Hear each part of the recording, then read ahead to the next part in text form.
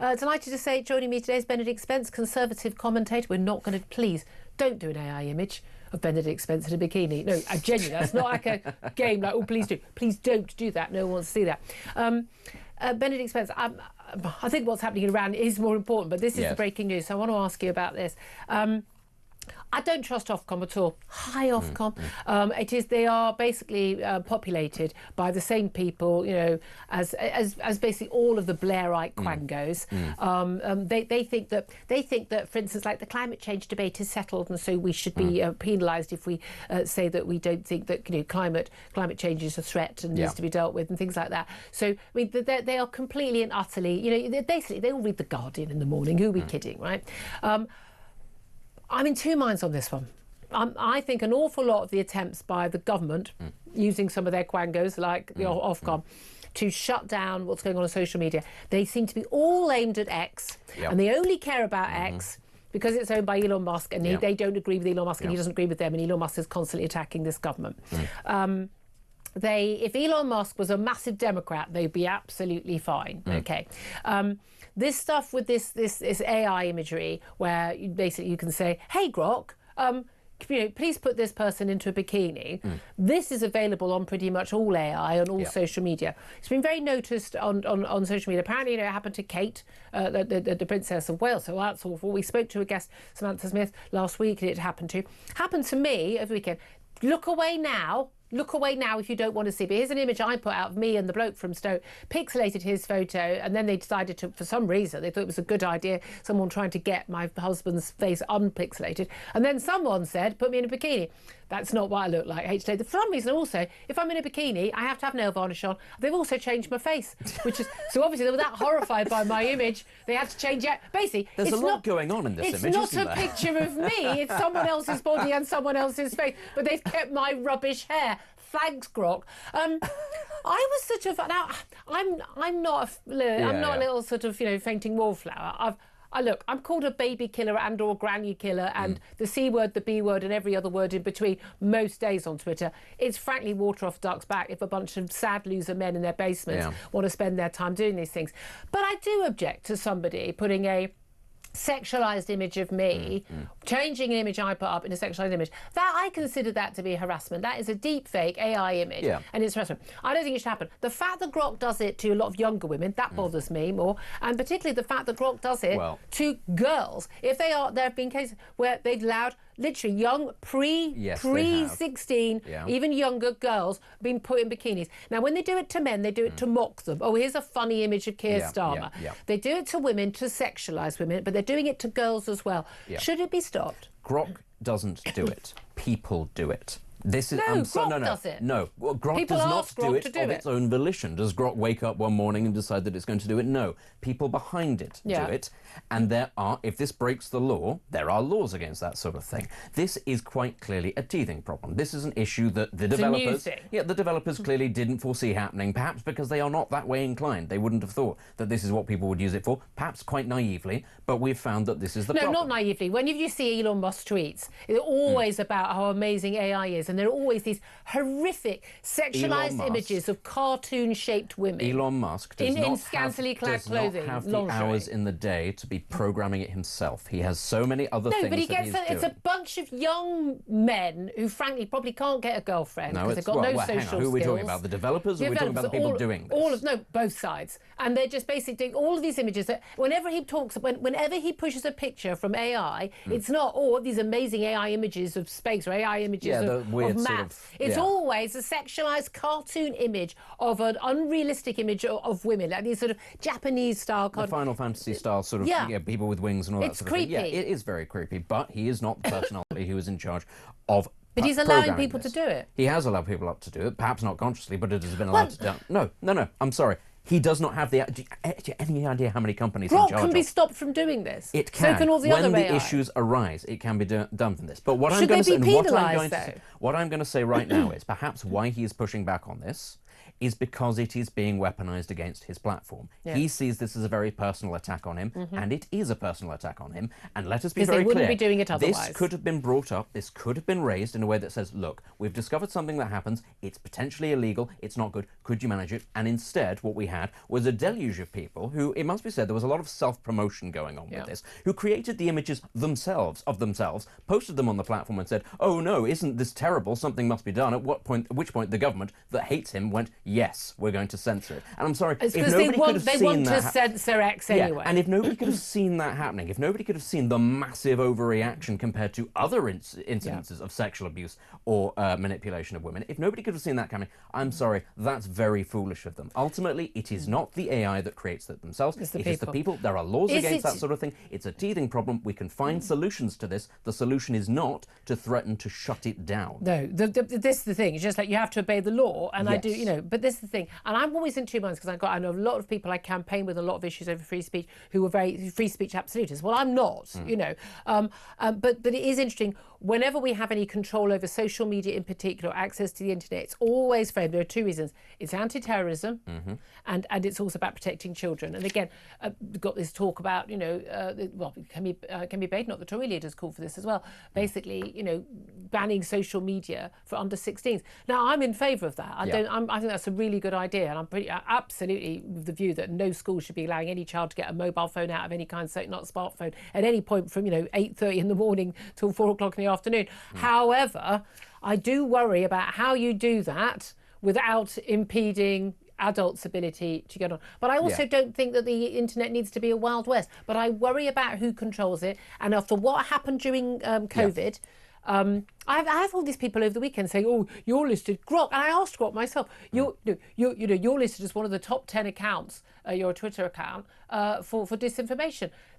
No, that was because the government reported me. There's one fact I got something wrong about one Australian terror attack, which, by the way, government security minister said the same thing, blaming it on Islamist terrorism when it wasn't. But I don't trust the people who would be in charge of controlling it to not use it to control general free speech and conversation about things like trans, about things like climate change, about things like Israel, and about all the other big issues. Yeah, I mean, this is always been the problem, and this is when we are talking about the censored internet versus the Wild West. You don't want a China situation, you don't want a situation like we used to have in the bad old days, where you had things like the dark web, and then you could do all sorts of things, and that's, of course, how a lot of terrorist organisations used to recruit back in the day when there was no oversight at all. Of course, there has to be something in the middle. Actually, in this country, historically, we're quite good at being able to meet things in the middle there. When it comes to subjects like, you know, child access to the internet, you know, I happen to agree with you on the subject of social media. But again, I look back and I say it's about personal responsibility, a large degree of this, because a lot of parents turn around and say, the government should do something, to which I then turn around and go, well, I'm sorry, they don't just access the internet, you know, through their minds. They have access to phones, they have access to computers. Who controls that? It's the parents. Why should it be that the government is constantly having to get involved? Why is it that there are that many parents who aren't able to supervise their children, or, let us be very clear here, actively give them the devices because it acts as a sort of a childminder, because they don't want to have to deal with this. So it's a bit of give and take on both sides. Yes, of course, there need to be laws over things like this. I do think children shouldn't be on Twitter, below the age of 16, or Instagram, or any of these sorts of things. But come on, meet them halfway here. As a parent, do the oversight. And when it comes to the whole thing about Grok, again, you know, a solution that I saw was, you know, if you're going to be able to use Grok, you have to be verified. That's not saying you have to be verified to be on Twitter, but if you want to use that particular thing, people need to know who you are so that there's some accountability. I think that's quite a good halfway house. It seems to me a lot more sensible than just going, we're going to ban it because people are upset about it in the short term. Yeah, absolutely. Very interesting. Love to hear your thoughts on this as well. 0344 499 1000. Just to bring you some breaking news from that Nigel Farage press conference. We were told he's going to announce a very senior political business figure joining Reform UK. And that figure is Nadim Zahawi. He has defected to Reform. Not an MP anymore, of course. Former Chancellor under Boris Johnson. Am I right in thinking he was a party chairman at one point? Yeah, he was Conservative Party chairman. But party briefly. I mean, very briefly, Chancellor. I mean, it's one of those ones where, yeah, I mean, basically, we're going to run out of people. I'd have ended up at Chancellor, and you'd have ended up as Chancellor at some point. But he was Conservative Party chairman as well. But Nadim Zahawi has defected to Reform. Benedict, now, we're seeing a lot of former Tories defect to Reform. And there is this thing, there is this element where, oh, OK, that's where the future is. These people don't think that the future is with the current Conservative Party, perhaps under the current leadership. Kemi Baden, although everyone's saying, you know, she's been making some good, you know, interventions, doing well at PMQs lately, doing well. I'm definitely clearly sort of more on the ball and understanding you need to be out and about and everywhere. By the way, Kemi, we're still waiting for our interview, Kemi Baden. Oh, you've been promising me an interview for about 3 months now. I'm still waiting for it. Do come on again. But I'd like to have a long chat with her. There's also a problem, which is a lot of people went to Reform after 14 years of Tory rule, being utterly useless, saying they do one thing and then doing the other, when it was immigration, taxes, you name it, climate change, all that madness. And, you know, Nadim Zahawi is part of all of that, a very senior figure a lot of that time. He had to resign, by the way, under very... I mean, you know, I like the guy. I'm friendly with him, but it was absolutely untenable for him to remain in his job when you know hadn't been paying all the taxes he was due to pay. But does it help or hinder Reform to have a lot of people might say, washed up old Tories joining Reform? Yeah, it hinders. And let's be clear, there's no guarantee that he's going to be a candidate in the next general election. You know, an former MP can come out and say, I'm joining Reform, and it's entirely within the party's gift to go, well, that's nice, thank you for your membership fee, but we're not going to have anything to do with you. You know, but there is that perception, isn't there, that lots of rats sort of who have left the sinking ship are now trying to get on board this one. I'm sorry, I know lots of people sort of, whenever I come on your show and I criticise Reform, they get very upset. But I do worry that Reform is going to make the same mistakes that the Conservatives had. I have heard some of the people that are being considered to be candidates for Reform, and some of them are very interesting, and some of them are not. And some of them are the same sorts of people that the Conservatives tried to shoehorn in for years and years and years. The same kind of journalists who went to the same sorts of universities, the same sorts of lawyers, and they all know the same sorts of people, and, of course, the same sort of people who used to be Conservatives.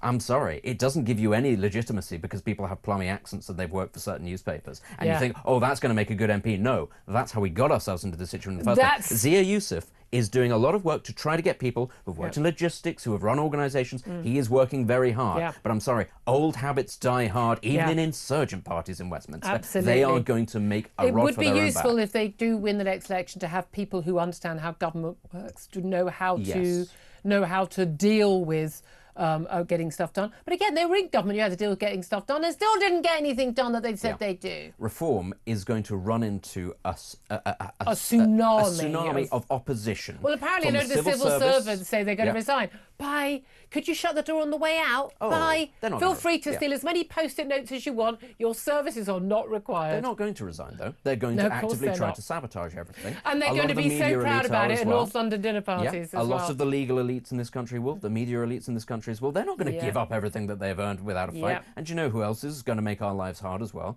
The European Union, that same one that Starmer is currently trying to tie us ever closer to. If he succeeds, do you think they're just going to be happily sitting there going, oh, Nigel Farage is here, I'm sure we can do business with him? No. All of it is going to be arrayed against him. Farage needs a party of battlers, of grafters, of people who have experience in these things, not people who sound good at Reform dinner parties as opposed to Tory dinner parties. I mean, I tell you what, I mean, they're going to need people who absolutely don't care about, being absolutely slagged off in the media. Hi. I've offered my services before on a non-party political basis. I just support. No. I want to be putting people on the plane. No, you want to be in ice. That's what you want. I totally want to be in ice. I totally want to you be want in the ice. outfit. You want the flak jacket and all that. Come on. And the aviators. Okay, Grok, put me in an ice uniform. Come on, do that. Right, lots more to talk about. Wow, lots going on. I'd love to hear your reaction to that. By the way, we're going to be talking to Leila Cunningham at midday. She is the new Reform announced candidate for the Labour. It's been Labour for so long. The London Mayor job. That's not coming up again until next year. Not this year, the May elections this year. We've not got mayor elections in London, but we're going to be talking to her about this and this defection. Lots more coming up as well. Let's talk about Iran. These Iranian protests, at least 500 in. It's probably in the thousands by now. Trump said he was going to take action if they started shooting people on the streets. He said they're looking at things. The Iranians have hit back and saying we'll take action. We'll consider. We'll take action against you. I mean, you and whose army, frankly. But should Donald Trump act? Because again, you're back into Obama territory. Red line in the sand. If you use chemical weapons, Assad in Syria, then the America will act. They didn't do anything about it. If you say you're going to do it, you have to do it. What should he do? I mean, let's be clear. When the Iranians say they'll hit back, they're not talking about conventional military capabilities. They're talking about terrorist sleeper cells, and they do have. But they're going to do that anyway. They will continue to do that every way. But if they try to sort of set them all off at once, then obviously they'll be trying to cause maximum problems. What the Americans are almost certainly doing is waiting for contacts in the region, Israeli intelligence as much as anything else, but also Azeri as well, to tell them, look, it's a good moment to push. Don't push before then, because if you do, then they'll be ready and they'll be meeting resistance, and it'll be the ordinary people who suffer. But if the regime gets to a point where a calculated intervention does help to get rid of the top of the regime, well, then you can create a situation where there is regime change without the country collapsing. Because this is the key thing. When we're talking about non-intervention versus intervention, Iraq was intervention and it was a catastrophe. Libya was a non-intervention, realistically, and it was a catastrophe. What they've done in Venezuela, for instance, they've taken out the man at the very top, but they haven't dismantled the organization and they've not left him there. So they're trying there to set a precedent where you can cause regime change without the system completely collapsing. Obviously, Iran is currently in civil unrest, so it's different to Venezuela, but they are, I'm almost certain, trying to manage this situation, because the last thing they want is a country that is, let's be clear, markedly many times bigger and more powerful than Syria or Libya or Iraq going the same way. Right. Well, I mean, we shall see. But the question is, a lot of people saying, should Britain get involved? At the end of the day, we kind of end up we're little Satan, aren't we? Yeah, I mean, we don't have a choice. Iran, they alternate between whether it's Israel or Britain who are little Satan. I'm glad to be on that list. The Russians do that as well. The Russians think we're much bigger and more sort of powerful than we actually are, and they're constantly blaming us for things. We're sat there going, oh, if really? only we could do that. Well, it's interesting. Nice. Nigel Farage again in an article yesterday talking about how we are now, pygmies on the world stage because of the hollowing out of our defence spending. Here's the thing, though. Well, and he's saying you get 3% by 2030 or whatever as of GDP. Well, yeah, I mean, I'm all in favour of that, but again, you're going to have to tell people where that money's coming from. Our special forces, scrapping net zero is a good idea. If something does happen in Iran, our special forces will be deeply involved, because for all else, many other aspects of our conventional weapons have been hollowed out. They remain on par with the US and on par with Israel. Right, thank you very much. More from Benedict, lots more coming up on all of the big topics of the day. Love to hear your thoughts on Nadim Zahawi defecting to reform. Your thoughts on Iran. Should we get involved? Should America take any action? Your thoughts on the Maccabi Tel Aviv ongoing battle with that chief constable. I don't know how the earth that man is still in a job, the West Midlands chief constable. It's Craig Guilford. We talked about that a little bit earlier. We'll carry on more talking about all of that. Lots more to come. Your call's up next, 0344 499 1000.